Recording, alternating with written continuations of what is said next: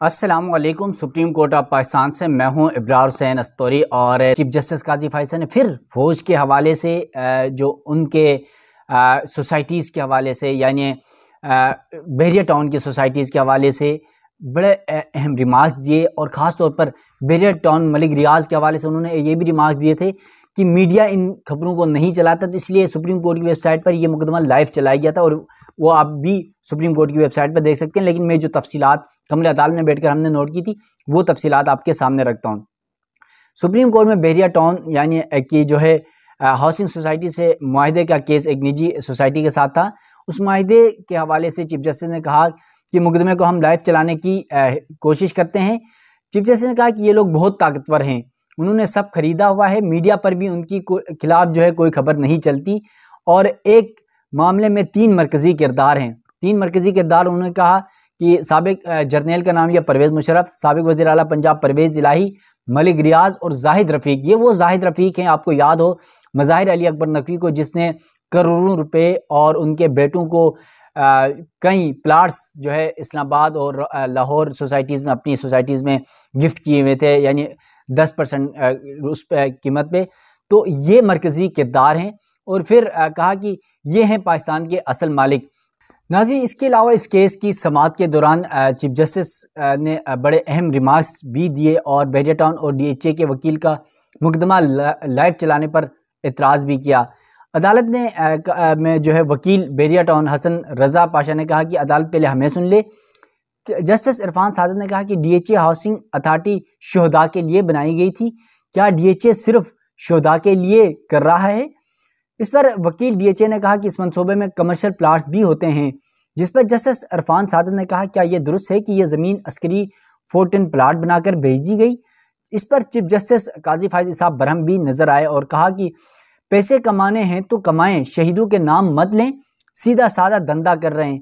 पैसा कमाना है तो कमाएं, शहीदों को बीच में मत लाएं, शुहदा का नाम लेकर उनकी तजलील मत करें और शुहदा का नाम लेकर कितना निकालेंगे।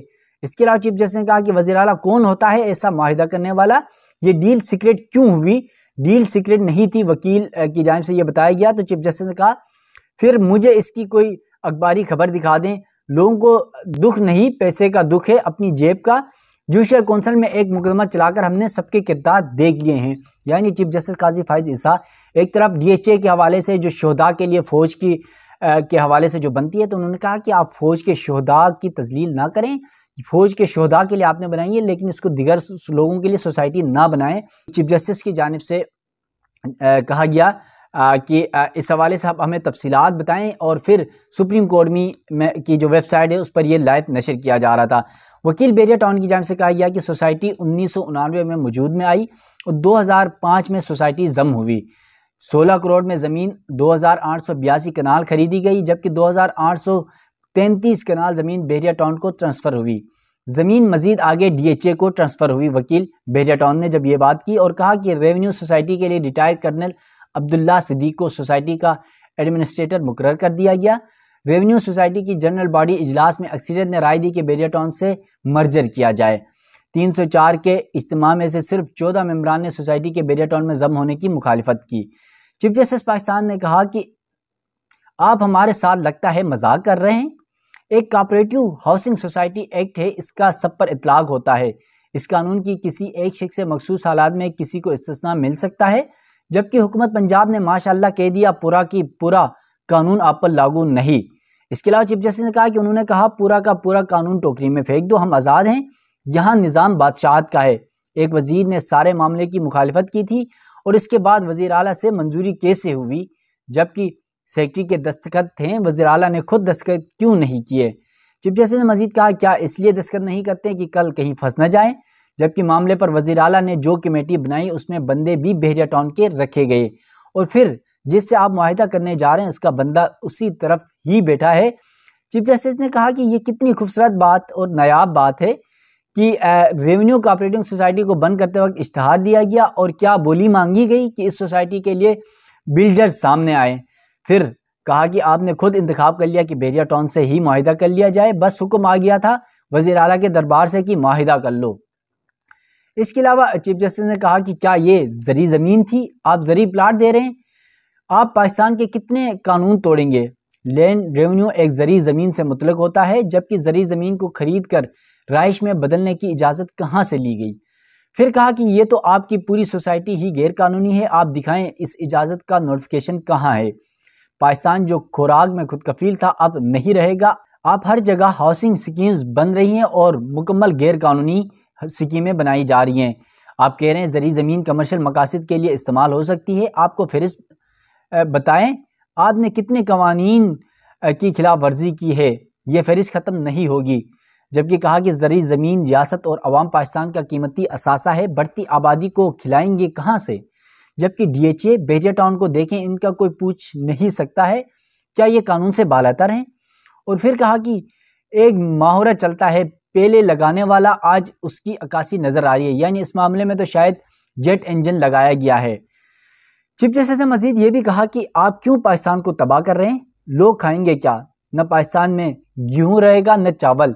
आज का अखबार देखें, दुनिया का दूसरा आलूदा तरीन मुल्क पाकिस्तान है, जबकि ये इतराफ़ भी कर लेता है कि हमारे इदारे की शोहरत भी कुछ अच्छी नहीं है, हम तो बेहतर करने की कोशिश कर रहे हैं, आप तो वो भी नहीं कर रहे हैं।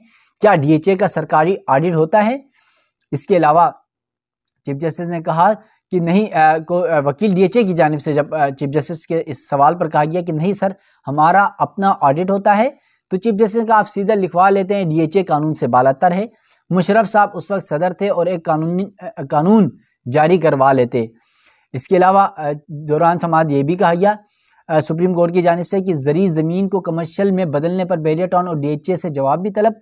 फिरकैन को आपस में मीटिंग करके मुतासिरीन को अजाला करने की राह निकालने का वक्त दिया गया है। कहीं सफ़र करें और हर तरफ हाउसिंग सोसाइटी दिखाई देती है। ज़री ज़मीन शायद इतनी माली फ़ायदा नहीं पहुंचाती, इसलिए लोग सोसाइटियाँ बना रहे हैं।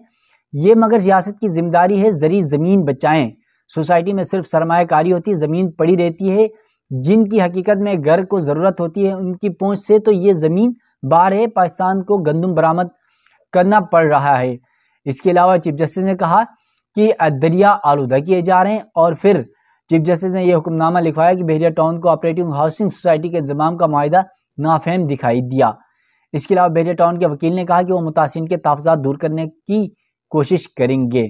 और फिर अपने आखिरी रिमार्क्स में उन्होंने कहा कि इस हवाले से हमने सुप्रीम कोर्ट में अपने ही जो एक फैसला उन्होंने एक मुकदमा बताया जुडिशल कौंसिल का, यानी वो जस्टिस मज़ाहिर अली अकबर नकवी के मुकदमे का हवाला दे रहे हैं कि किस तरह उनकी करप्शन साबित हुई। और जो जाहिद रफ़ीक जिसका मैंने नाम दिया इस मुकदमे में उनका भी किरदार है। तो उन्होंने कहा कि उनकी जिस तरह करप्शन जो है आपके सामने है साबित हुई और फिर उन्हें जज के ओहदे से हटा दिया गया। तो ये तमाम तर तफसीलात थी। और फिर सुप्रीम कोर्ट से मज़ीद जो भी केसेस से या हाई कोर्ट से या मुल्क में जो भी मुख्तलिफ बड़ी खबरें होती हैं उन तमाम तफसीलात के साथ हमेशा आपके सामने रहता हूँ। नाज़रीन, सुप्रीम कोर्ट ऑफ पाकिस्तान से अपने मेज़बान इब्रार हुसैन अस्तरी को दीजिएगा इजाज़त। अल्लाह हाफिज़।